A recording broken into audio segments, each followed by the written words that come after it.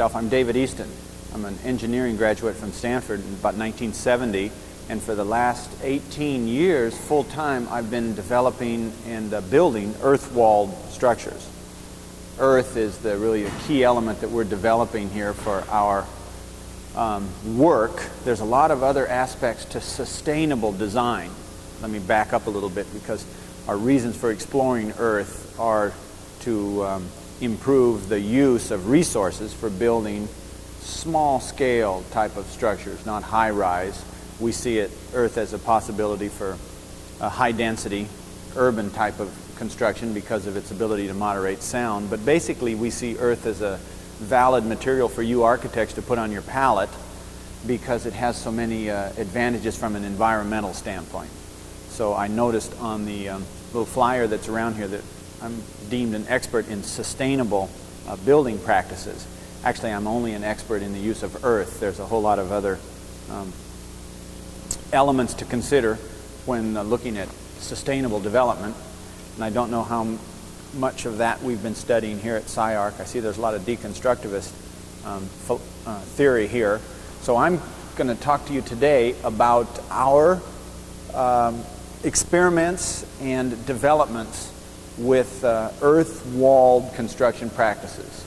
So you'll see a certain architectural style that our clients have preferred, but as a wall building material, earth has incredible possibilities. It can be sculpted, it can be built massively or even in slender cross sections in some cases. So I'd like you to go through this presentation with me today full of questions, and don't hesitate to stop and ask anything if we're trying to understand the technical aspects of how these earth-walled buildings go together. Let's explore that. And if we're going to talk instead about some architectural form and what's possible and what's difficult, we can explore that too. So what we've basically done for the last couple of decades is build a upscale residential and winery type projects in the Napa and Sonoma Valley, where our client base has been.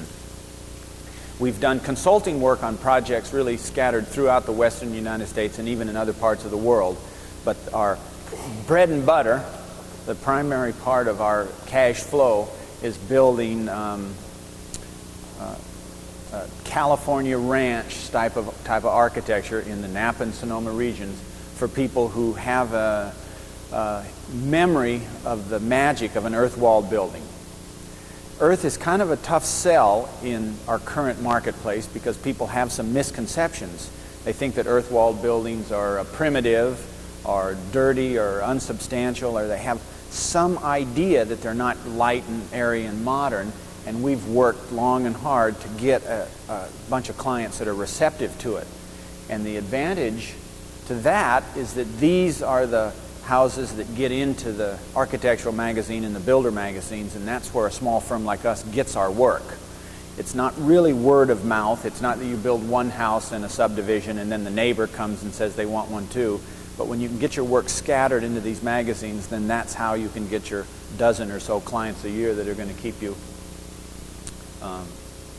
alive financially. There's a lot of different applications and a lot of different soil types. Basically what I'm showing you here is an overview of some of the things that we've done and some of the different colors and textures that you can get out of an earth wall. I'll back up a little bit here after 2 or 3 more slides, and we'll discuss it in a step-by-step, more of a technique. Earth, of course, is such a magical material when you're really in contact with it, whether you're working with it or whether you're putting your clients inside of earth buildings. They can just get really, really happy. Okay, so the technique, of course, is to take a thermal storage material like earth and orient it such that sunlight shines on those south and west surfaces, and then sunlight shines in through big south-facing windows. You can capture that warmth inside and use it to moderate temperature fluctuations day to night or winter to summer. The idea then is mass storing walls and floor and oversized glazing on your south side. A lot of our clients have this fascination with the Santa Fe style or a Tuscan kind of architecture, which are soft plastered curves and tile floors, and of course we can create those spaces real easily with our earthen material. Oftentimes we get into side hill construction sites, in Napa and Sonoma, a lot of the same things that we run into here in these fire-damaged areas. And so when you're building on a side hill, you've got some extra difficulty with a heavy, massive material. It's expensive to get moved onto a hillside, but inside you get these big volumes of spaces that can be really as light and hygienic and airy as any other construction material that you might imagine. The simpler way to build, of course, is in a 1 or 1.5 story application on a flat piece of ground. If you're lucky enough to have that available to you, then you can offer to your clients more realistic construction costs. And here you see in the back behind the wood stove there is an exposed earth wall as an interior element, obviously flanking the fireplace there, so that as you're burning wood in your stove, you're storing heat in the mass of the wall, so when the fire goes out, the heat radiates from the earth wall and here again contributes to temperature stability inside the building. Now this is a little shot of our house in Napa where Cynthia and I now live, and this was the 1993 Energy Showcase home for Pacific Gas and Electric Company, our big utility up there. So I mentioned that we'd been struggling along for quite a few years with just minimum exposure, and last year this big utility company decided to feature a thick earth-walled building as possibly the solution to energy conservation. And so we had 5,000 people toured our house there for a couple of months. It was interesting to talk to that many people. And most of them who came into the house had that same reaction. This wasn't really what I expected to see when I came here. I expected an adobe building that was, what, maybe low-ceilinged and dark. And here I find this high-ceilinged, airy, really comfortable building.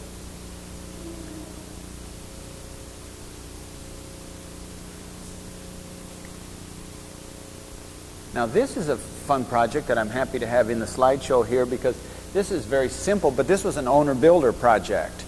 This guy had come and seen a couple of our projects and wanted to design and build his own house with his own hands and save all kinds of construction costs and bank financing amounts, bank financing money, and put this together, he and his wife, and a little bit of help from our company in last summer. And it's been a real satisfying adventure for him. And of course it can be far more complicated with complicated roofs. And here we're looking at the south side, so we're realizing the energy advantages to placing a mass material in the path of the sun.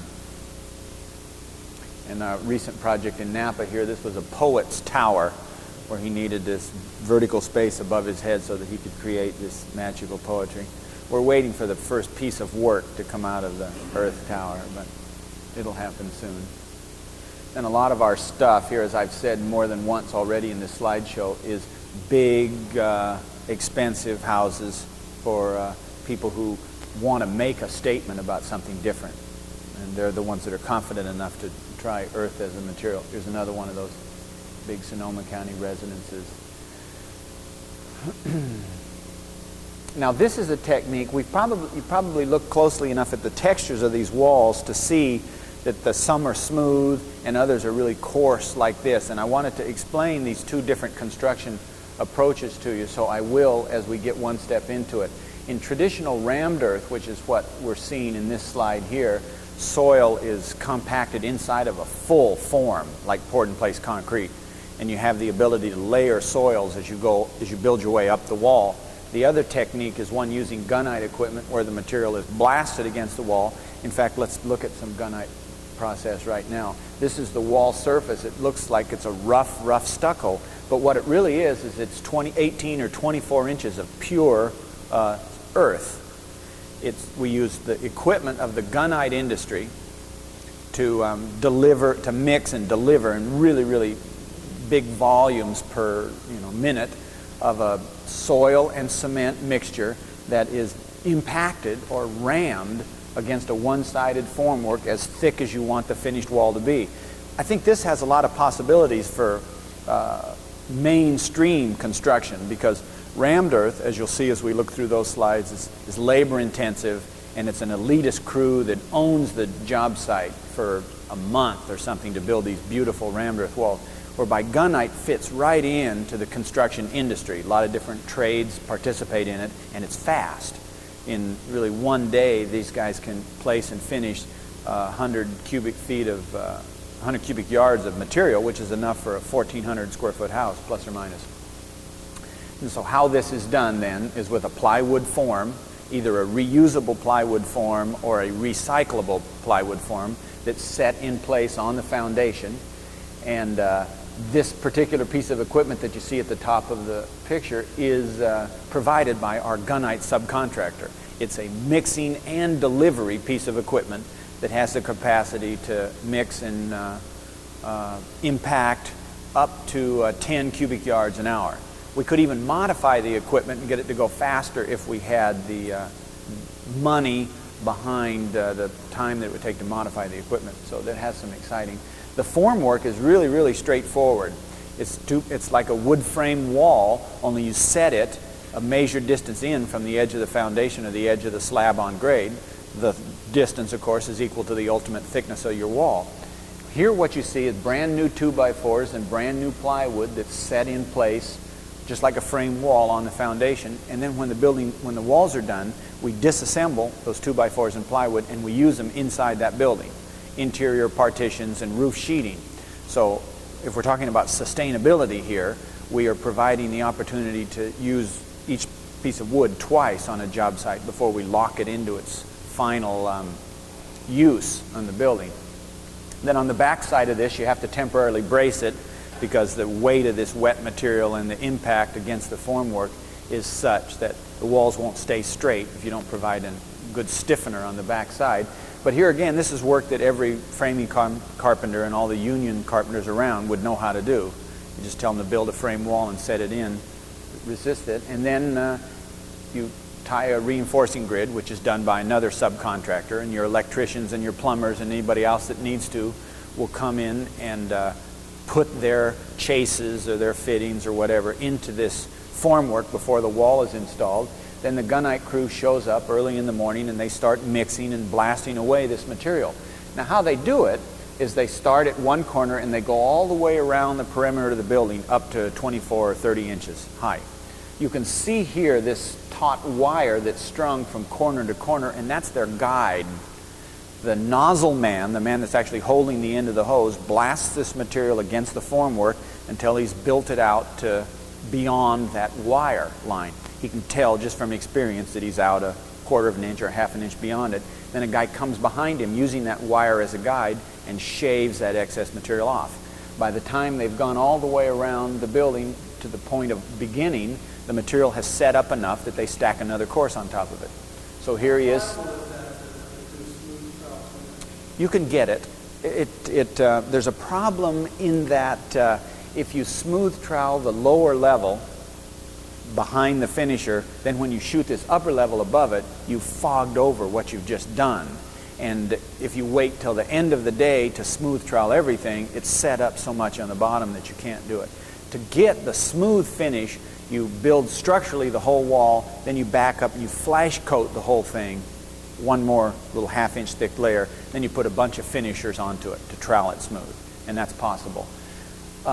So after you've gone around one time, he just jumps up to this second wire level and shoots another course, and then another until he gets to the top of the wall. Here this guy's on his way to the top of a 12-foot wall. Then rammed earth, right. It's quite a bit wetter. To set up to the degree that you can, to cure it takes a month. To set up enough that you no longer need the interior formwork, 1 day. So the next day your laborers are going to come in there, they're going to strip the formwork, clean it, stack it up for the carpenters to use again, and you're ready to put your sill plates on for your roof and set your trusses. It can be a very well organized and orchestrated construction system that essentially eliminates a few additional trades because your exterior walls are done. Now we like to put a finish coat of plaster on once you're trimming out the building, but basically your wall structure is completed and ready to receive the roof the day after this gunite crew leaves, or 1 day after, because it's going to take a while to strip the formwork and clean everything up. Well, you don't, structurally you only need it to be about 8 inches, but you've got no thermal performance at 8 inches. I would say that you need to go to a minimum of 16 to 18 inches to get this thermal flywheel that really is what people respond to in a thick-walled building. You know, I told you about these people that toured our house last summer, and we've shown our work to 10,000 people in the last 20 years, and invariably people respond to the feeling inside of one. It doesn't echo like these concrete buildings do. It's got an ability to absorb sound, and it creates sort of a quiet ambiance that is just unmistakable. If you've ever lived or spent any time in an adobe building, your body is trained to that, and there's something that's captivating about it. Regardless of what the architecture is, to get inside of that solid space, you feel more tranquil or something. And the thickness is a key part of it. If temperatures are fluctuating because sunlight in the afternoon shines on a thin wall, and then middle of the night that temperature is radiating inside, you've lost that inertia. And so here we see this project that we saw in an earlier photo. These walls are 12 feet tall, so they're actually going to receive a second story as a ledger at the 8-foot level, and then the roof will sit on top of that and have little dormers punching out of it, so that you're getting 1.5 stories just out of a 12-foot high wall. And then behind us inside there we see some interior partitions of rammed earth with that strata line that some of our clients like. So here we see the project a few days after the earth walls were built. You can look through this opening in here and see the frame walls are going up out of this recycled lumber, and there's a sheeting that's taken off from the formwork that'll be stacked on top of it, and it's ready to put a roof on, either a cut timbered roof or manufactured roof trusses that sit right on top of sill plates. This is a pressure treated plate bolted to the top of the wall. Real conventional construction from this point on, and you can either use cut rafters or manufactured trusses, and the roof goes on, the building's done. No. In our Pisé, pneumatically impacted stabilized earth, we tie a reinforcing steel bond beam, additional bars and stirrups at the top of the earth wall, but we're using no concrete. The Pisé, the 1,000 PSI, lean concrete goes right to the top of the wall, and that is the only stiffener up there. The whole wall's reinforced. So we're designing the whole wall system as basically a reinforced concrete wall system. The concrete is low strength and the thickness is extra.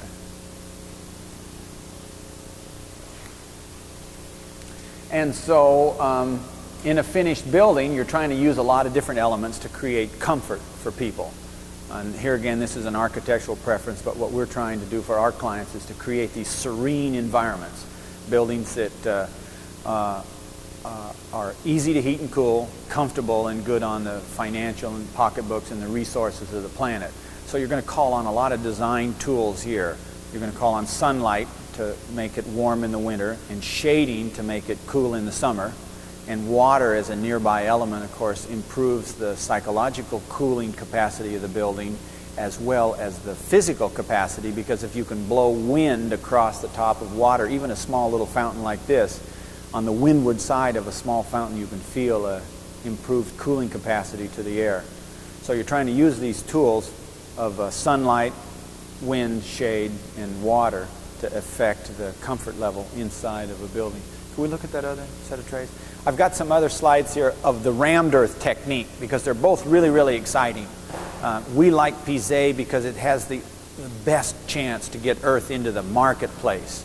But rammed earth is a more sculptural material, or a more hands-on. I mean, the gunite process is loud and noisy and uses 400 horsepower of a diesel engine running high RPMs all day, and it's frantic, it's powerful. Rammed earth, on the other hand, is a more participatory process. And to tell you the truth, most of our work is still rammed earth construction, because our clients like the way it looks. It's got this marble, earth sedimentary rock look. And since our clients are frequently not even plastering the insides of their building, they're living in close touch with these earth walls, and they prefer this marbled, stratified look of rammed earth. So here's his lonely earth rammer. This is what he's doing. This is a plywood set of forms building a individual unit of cement stabilized rammed earth, and you can see the whole project is full of these little blocks. When we first started building this system, we met so much resistance from structural engineers and building departments that we designed it as a concrete frame. And the spaces in between these panels eventually receive a poured-in-place concrete post. And all along the top of the building, you have a concrete beam. Oh, let me back up once. You have a concrete beam. So the way that we first got the material accepted by the building departments in California was calling it an infill. It was unreinforced, it was non-load bearing, provided a little bit of the shear, but basically it was a moment-resisting concrete frame, and this is how we thought the best way psychologically to address the resistance that we knew we'd meet on the part of the engineers in the building department. So we developed this whole system, and we used it for 10 years of this collapsible plywood form that was really quick to take down and set up, and built individual panels so that the earth rammers were there for a couple of weeks building 50 or 100 of these individual bricks. And then the carpenters could come in and set the formwork for the posts and the formwork for the beam, and set their anchor bolts to put their roof on or whatever was required. And it went back to conventional construction after that point. This earth ramming process, like I said, is more participatory. It happens more slowly, and you have your hands into this moist earth. You have the opportunity to create strata lines and things in it. So you can see the magic that these two earth rammers are experiencing here on the top of this wall as the sun is setting. But to go back to the old system, and we see it in this picture here, there's your freestanding panels of a cement stabilized earth, and after the perimeter of the buildings completed with these panels, we'll set a formwork clamped to the two adjacent panels into which we pour concrete, and then a beam, wood form on the top, and we pour a concrete beam.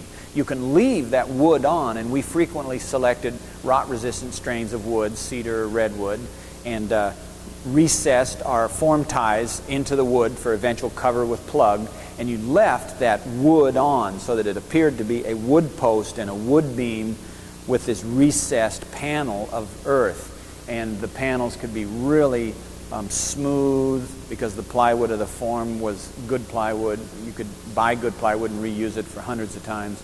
And so the panel was flawless, and this concrete post was nicely attached, and it was a clean system.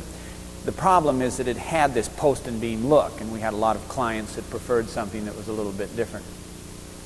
So anyway, we had these years of success building rammed earth in Northern California and other parts. And at the same time, the French were exploring their rammed earth heritage, because you probably realize that in France, the tradition of building rammed earth, or pied de terre, is hundreds of years old. The Romans brought it up from North Africa and started building rammed earth buildings at the foot of the Alps, soon after the death of Christ. And the French had this long, long tradition that they had forgotten for a few generations after World War II, but now they've rediscovered their heritage, and they're trying to develop some systems and some form work. I showed you the form work that we were using on our projects. The first one's those simple plywood box. Well, this is a set of form work that the French developed, and the idea here is that these little 1-foot aluminum panels leapfrog up. This one comes off, and he sets it up here, and then he rams for a while and sets that one up and that one up. And he's got these end boards, all aluminum fabricated and braced in place, and so they take these walls all the way to the top, and they get these little seams in between their panels. But it's an interesting system, and it's one that the French are exploring. This then is the formwork that we've used so frequently. These are just sheets of plywood held together with pipe clamps and supported by these 2x4 or 2x6 whalers. Now, in the old days when we used to build individual panels, this was a great forming system. A few sheets of plywood and you could put together all the panels for a whole house. The guys had to know what they were doing, and you had to know where each panel wanted to end up. But it was really fairly straightforward, because it only takes 45 minutes or so to fill and compact one of those panels, and it only takes about 15 minutes to take apart and set up the formwork. So with a crew of 5 or 6 guys, you could be building these little bricks all over the foundation all day long, and then at the end of a week or two, you'd built all of the required bricks, and you could keep going with it. This system also allows you to go as tall as your engineer will allow you to go. These are 18-foot tall walls for a wine storage building that we were doing in the gold country. And it's the same formwork that you've seen us use before. It's sheets of plywood held together with pipe clamps. And here, because we're spanning 10 feet, we have 2 by 12 wailers so that the wall won't pillow out in the center. The idea to the wide wailer is that you can space your form ties further apart so that the guys can actually be down in there running these backfill tampers, those air-driven tools, without having to lift it up and over all these form ties. And then, of course, when the wall is finished, you can see how pure and uninterrupted it is. You don't have form ties that have to be pulled through the wall and eventually patched.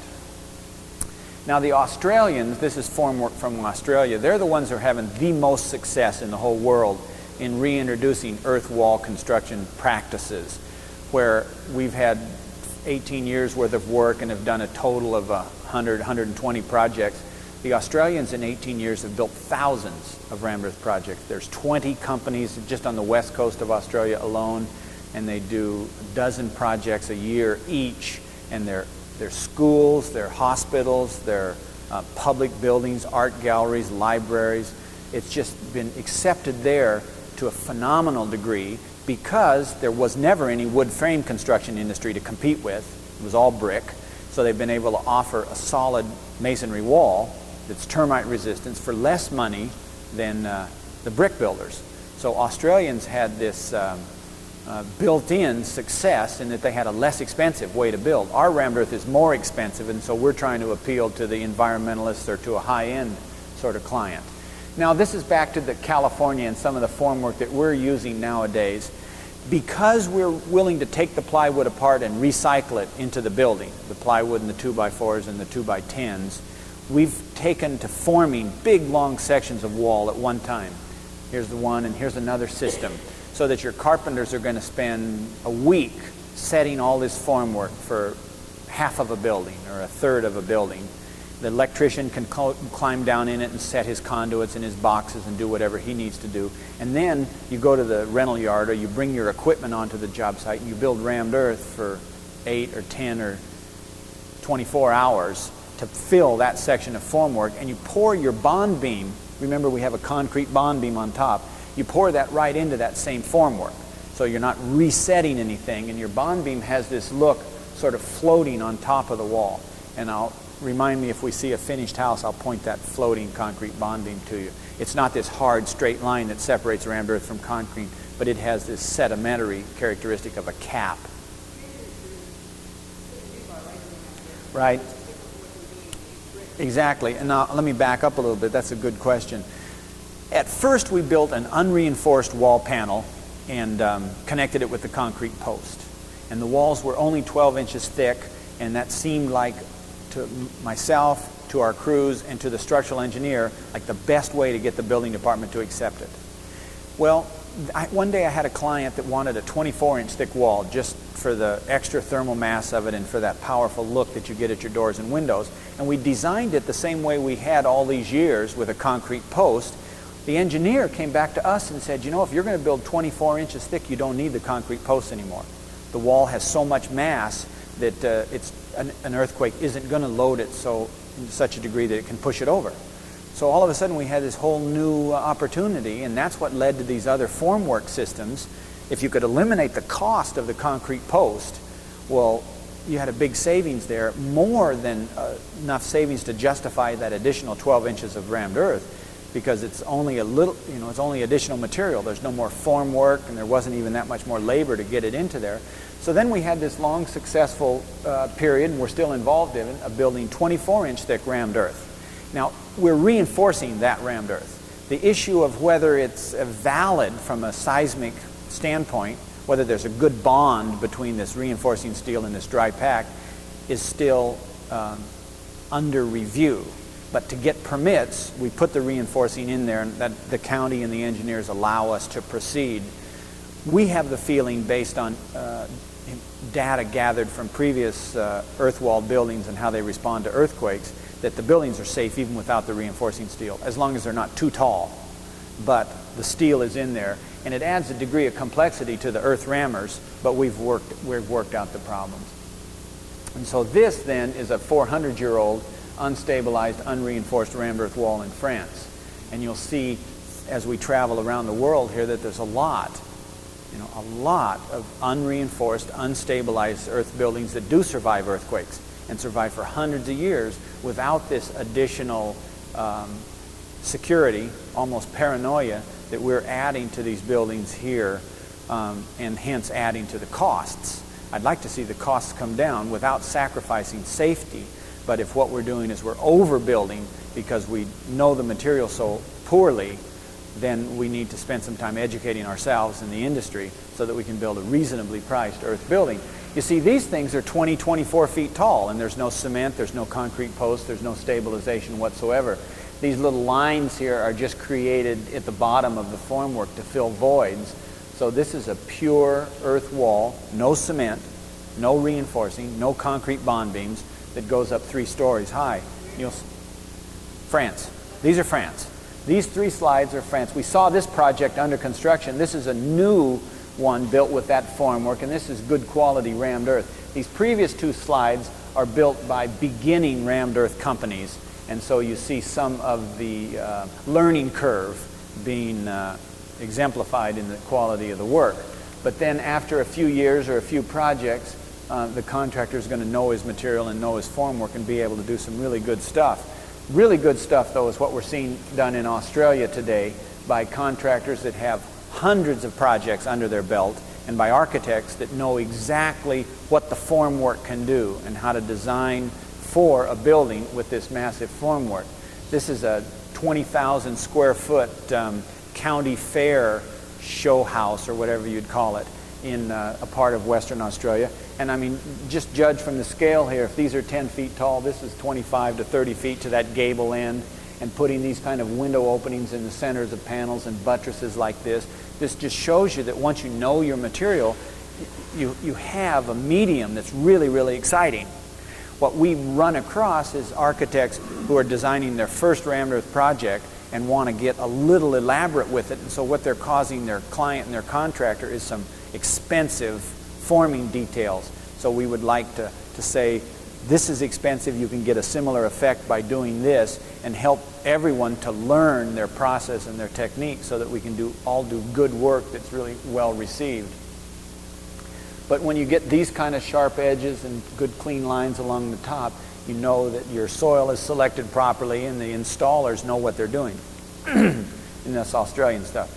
Now, of course, if we're going to talk about heritage of earth wall buildings, there's no one better than the Chinese. The Chinese have been building rammed earth for 4,000 years, and they're still doing it today. This is some pretty complicated stuff. If you can picture this as a 5 or 6 story tall circular structure, then all of these other little buildings at the base of it are also rammed earth. This is pure earth, right? No cement, no reinforcing, no bond beams, just a little bitty form that's carried right to the top of the wall, small piece at a time. I'll show you the formwork in a minute. But some of the details that are possible in this material are as clean and sharp-edged as any poured-in-place masonry material. So here we see chamfer lines and a niche and arches across the top. Same thing like this. Here's an arch cast in the end of a gable wall. There's a cute little project from Australia with a Gothic arch in the end of an entry panel. And all these things are possible, just it's the matter of setting the formwork and casting this dry packed material into it.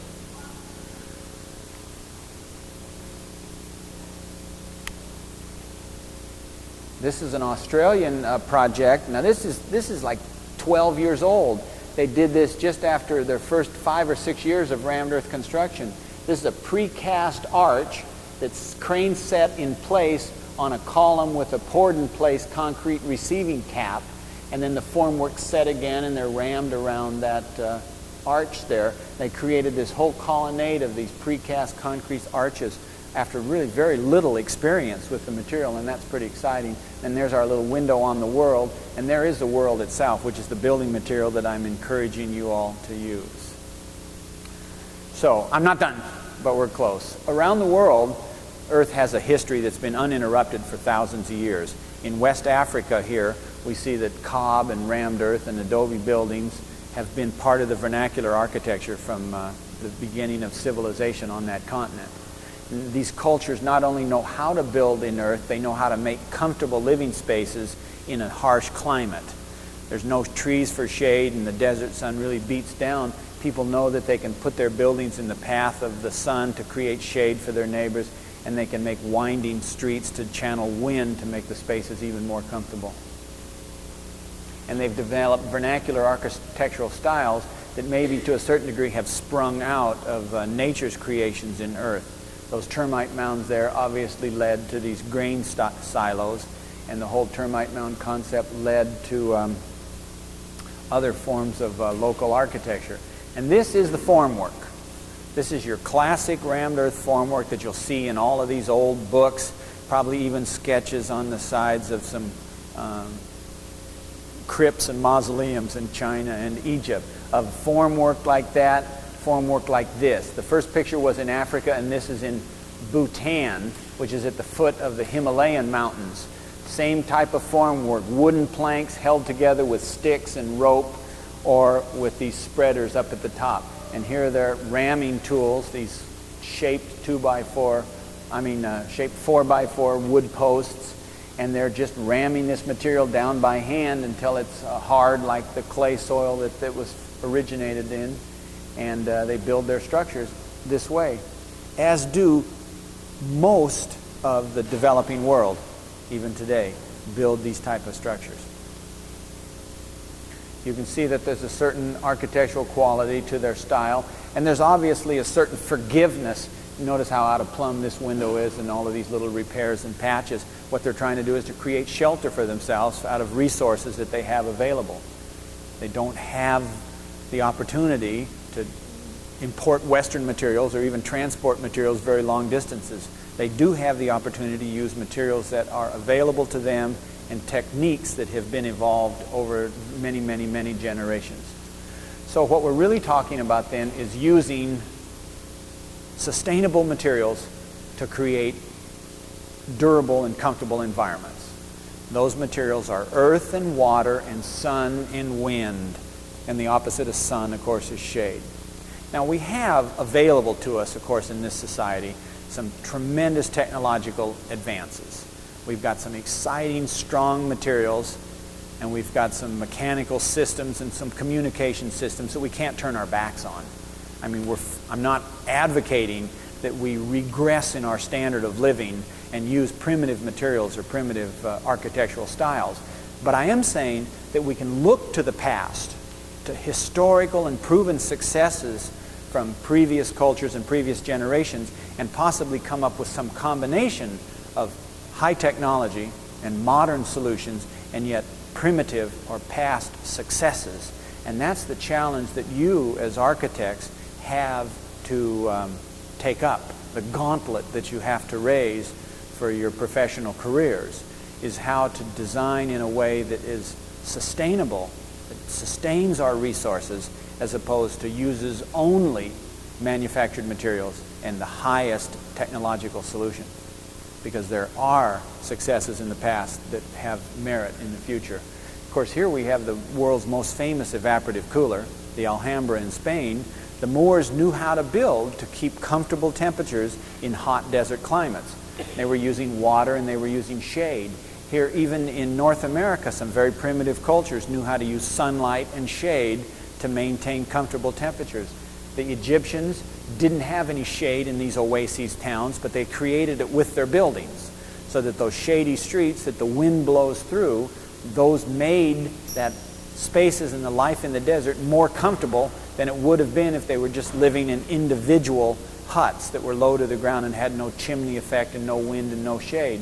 In California, when the Spaniards and the Mexicans came into town, they created their own shade. If you couldn't build your building in the shade of a tree, then you had the opportunity to put verandas and things like that to create more comfortable spaces. The French did the same thing. They built next to trees, or they grew vines on their buildings, and they created shade when there weren't air conditioners. Okay, so I'm just about done. What we're talking about here is using resources wisely, because I think what's happened here for the last couple of decades is that we haven't really been very wise in our use of non-renewable resources, because we have a lot of important renewable resources. I'm hammering on you one more time. There's wind, there's sunlight, and there's the earth. earth, wind, and water. And if we can be creative and work together, we can use those as key elements in the housing of the 21st century. Thanks.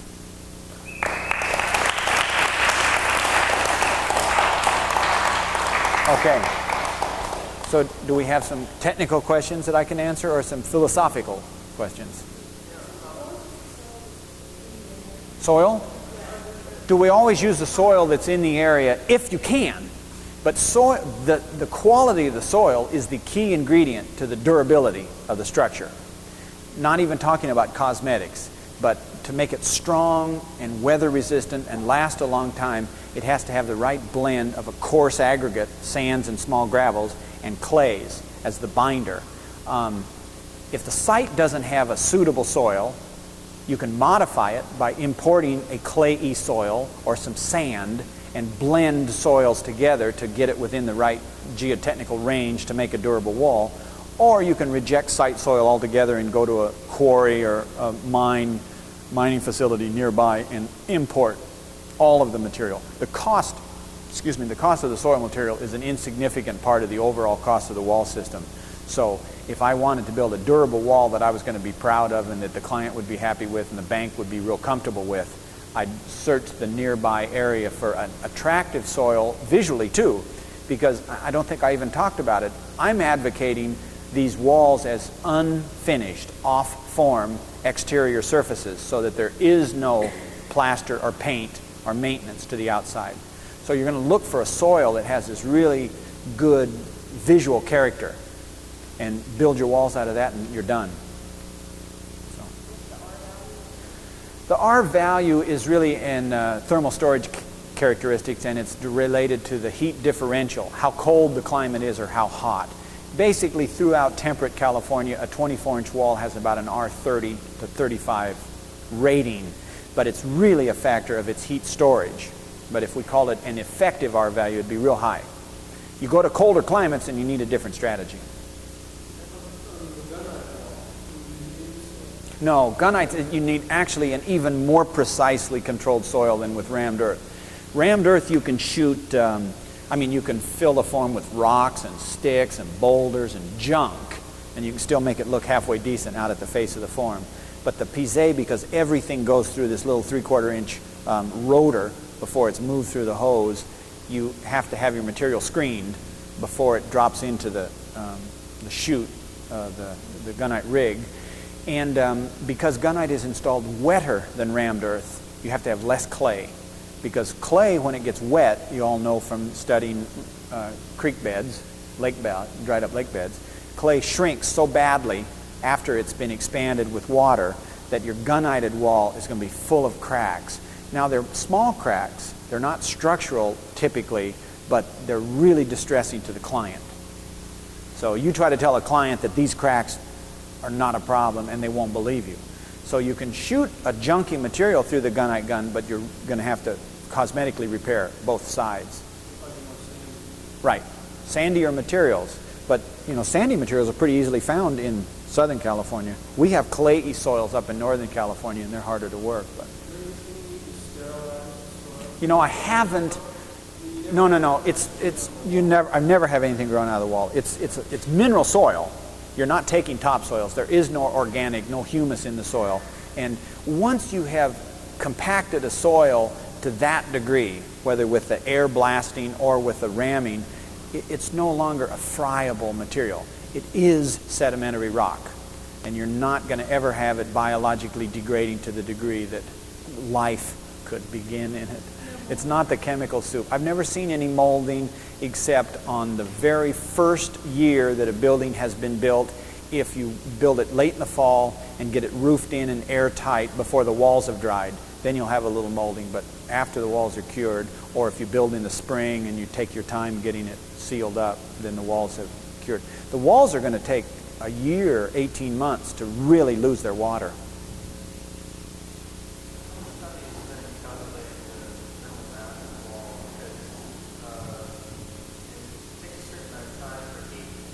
Yeah, it sure does.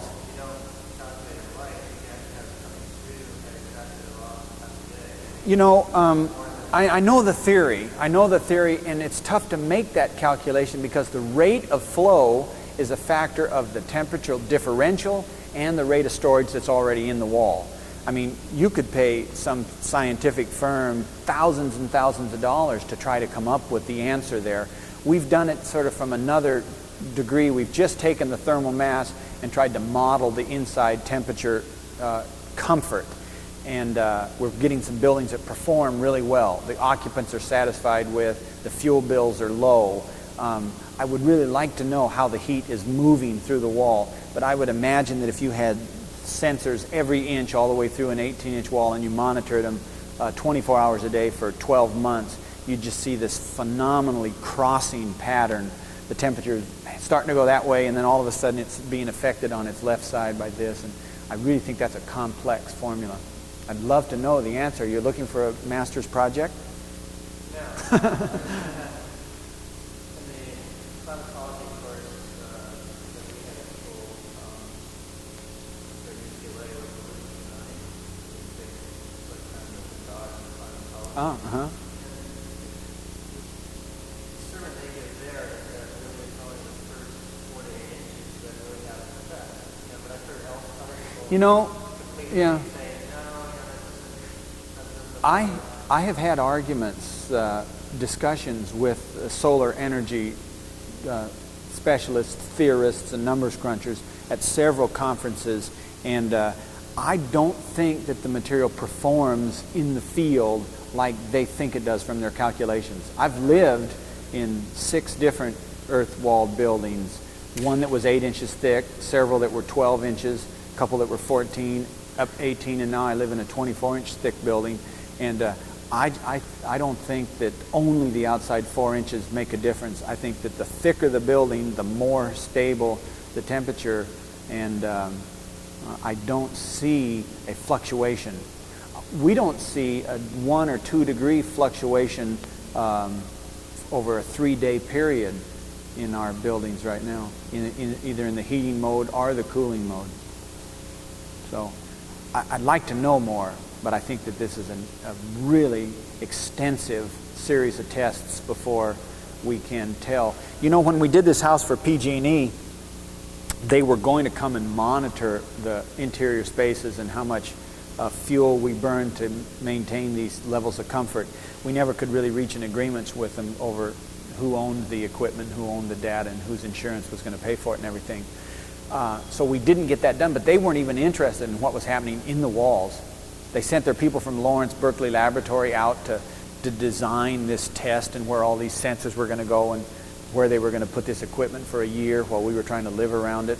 And I said, okay, and while you're here, I'll drill these holes through this north wall, south wall, east wall, and west wall, and we'll put these sophisticated sensing equipment of yours, because that's really what you want to know, right? And they didn't, all they wanted to know was what was the humidity and the temperature in 10 different spots in the house, and how was your gas meter, fast was your gas meter running. And you know, you have to think these guys were scientists. I mean, pockets full of pens and everything. And this is all they wanted, was the temperature inside. So I had to realize that maybe maybe I think it is. Right. How comfortable are you? Well, you know, there's a very, very funny thing about that, because the temperature in the house is 64 degrees. And we are very comfortable. I mean, stocking feet and short sleeve shirts all winter long. And you go to look at somebody's thermostat that's set in a wood frame house with a forced air furnace running, and you're not comfortable until it says 70 degrees or 72 or 69. And I've got these little cheap thermometers all over the house that I look at, and I go read my own gas meter 3 times a day. But you feel comfortable at a lower air temperature because the mass itself is radiating to you. And that's sort of an observational fact. Yes? Cement stabilized, right. Well, everything that we do is cement stabilized, because this fear factor thing has just been so hard to overcome. Even though I can meet design strengths without cement by getting a good decomposed granite or a limestone derivation of a soil, we can ram it or shoot it and meet these minimum design strengths.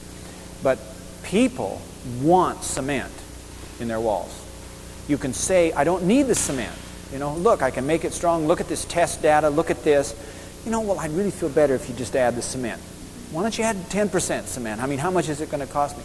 So there's this mindset that earth can't possibly be a durable material, but as soon as you wave a bag of cement over it, I'll feel better. 10% is a lot of cement. 5% cement is going to stabilize it and give you an additional 20 to 40% in your crush strength. So too much cement, you run into some problems, is that the cement will dry the soil out so fast that it's not curing properly. Because cement is such a sponge, you'll put some water in the material so that you can compact it, because you need moisture for compaction. But then before it's cured slowly, the cement has grabbed all that water and it becomes brittle. So too much cement doesn't do any good. Yes?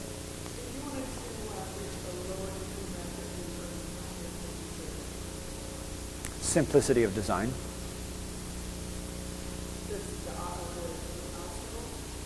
That's the easiest way to achieve a lower income. Complexity of design is the obstacle. Our earth walls are not expensive. Our earth walls for this upscale residential construction and the stuff that we'll probably do in Malibu become expensive because people have to have their projections and their arches and their chamfered details and their shadow lines, and then you're paying a $27 an hour carpenter an extra 3 or 4 days to set detailing in the formwork. If you can build a rectangular building with 12-foot high walls that stop at the doors and window openings, your formwork can be done in a day and your wall can be constructed in another day and it can be stripped out and a roof put on it. So the obstacle is in the design, not in the material or the application or the installation. I would like to see the building codes be adjusted for this low strength concrete material or stabilized soil or soilcrete or whatever the industry wants to call it to feel better about it. But the building codes designed for 2,000 pound concrete with a .002 reinforcing schedule, so that when you build a 24-inch thick wall, you've got to reinforce it to .002. You've got huge rebars in the center of a wall, and you know they're not doing anything. So I'll pay my iron workers $5,000 to tie the reinforcing grid for a structure when I could do it for, you know, $1,000 if it was welded wire fabric or number 3 mesh. So the codes, if the codes were adjusted to be realistic, we could reduce some of our cost. But the big reduction is in the design. People who know how to achieve an architectural effect or power with some simplicity of statement. And complexity is going to add to your cost no matter what you're building, wood frame and stucco. If you've got to have it exciting visually to satisfy your client or to dress up a really weak material, then it's going to be more expensive. My feeling is that earth has so much power in its massing that it doesn't need to be frivolous. It just can sit right there, and the frivolity can come in some ornament or something like that. And that can really reduce costs. I mean, the efficiency experts among you can obviously see the advantage to this simple set of formwork. You blast this formwork with a thick wall, you strip it, you reuse it, you set a trussed roof on it and some manufactured window units in. You could move people in after, you know, that stage. Concrete floors for a low-cost application and off-the-shelf cabinets that just sit in there. And it can be very, very simple.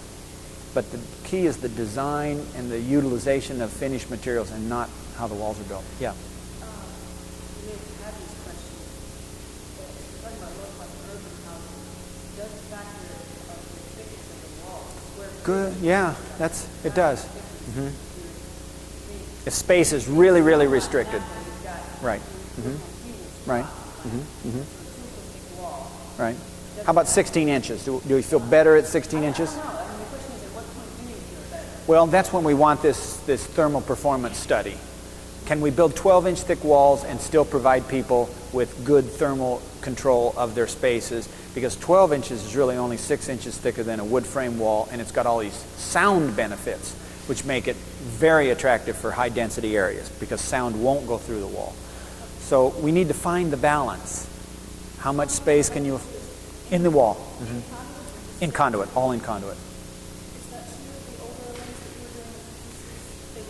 They were in the concrete columns. Conduits were always in the concrete columns here. Yeah, foundations. At present, yes. They don't need to be, but here again, we're at loggerheads with the UBC. So I'm only fighting the UBC on one small front right now, which is the earth walls. Oh, yeah. Oh, we do. You know, you have to think of this as conventional construction. Can we back up and think, all I'm doing is I'm building some solid perimeter walls. The footings, the concrete slab floors, the underfloor work, the roofs, the windows, the doors, the partitions, very, very conventional. It's not like Nader's Dome out there where we're trying to sell people on new architecture. I want this to look recognizable to our clients in the marketplace. All we're saying is if we build perimeter walls out of raw earth, we can save money, resources, energy, and make buildings that last longer. So the trades can understand this. Electricians come to our projects and they say, oh, okay, you know, conduits and boxes. I know how to do this. And single strand wire. So there's even some cost savings on it. Plumbers, the same thing. They build cast in place concrete buildings, so they know these systems. And a lot of the stuff goes into the slabs.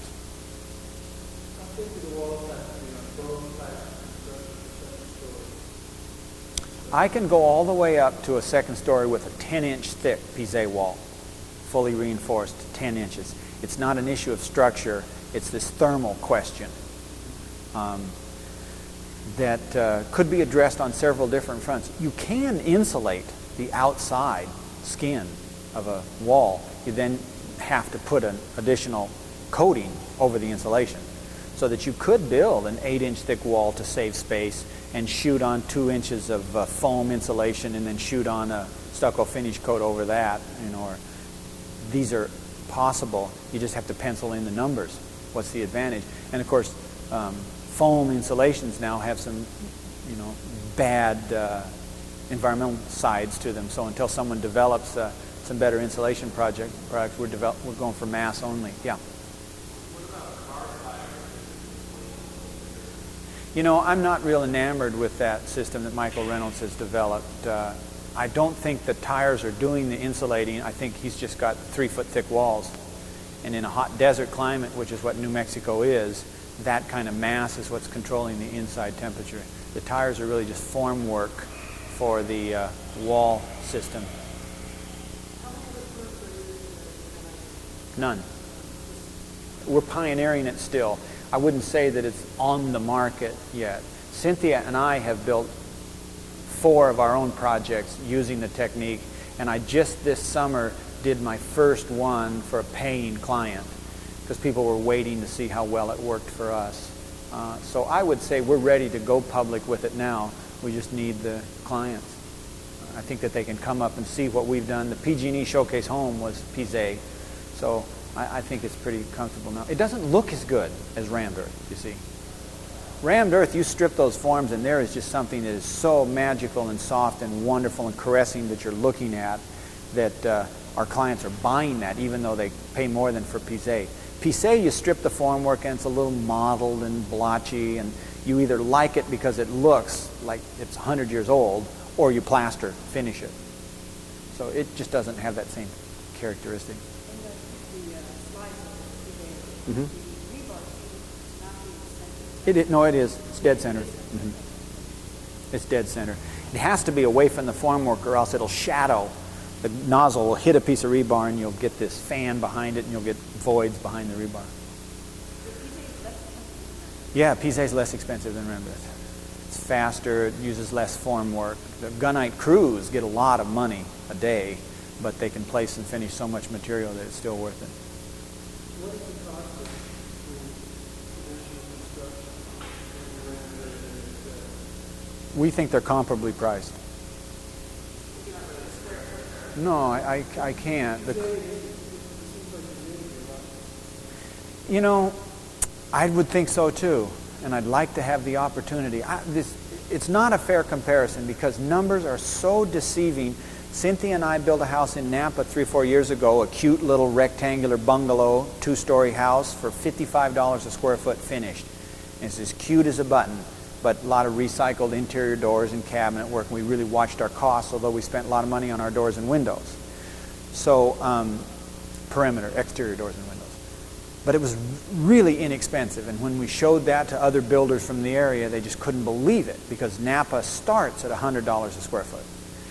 And then the showcase home for PG&E was $100 a square foot, and it's nice. Landscape, verandas, and everything. And yet I took that same house we sold the design to some other clients, and they had it bid from 2 guys that wanted 50% more, $150, $180 a square foot. And I brought them and I said, wait a minute, let me show you the timesheets for what we just did this for. So different builders charge different amounts of money, different finishes cost different amounts of money, and the design itself, how efficient are you? Maybe we could put together a crew here for some projects in Malibu that are top-notch, you know, and an electrician that wants $40 an hour, but he can string twice the conduit of this other guy that gets $40 an hour. Well, you need to find those guys, put them on the team.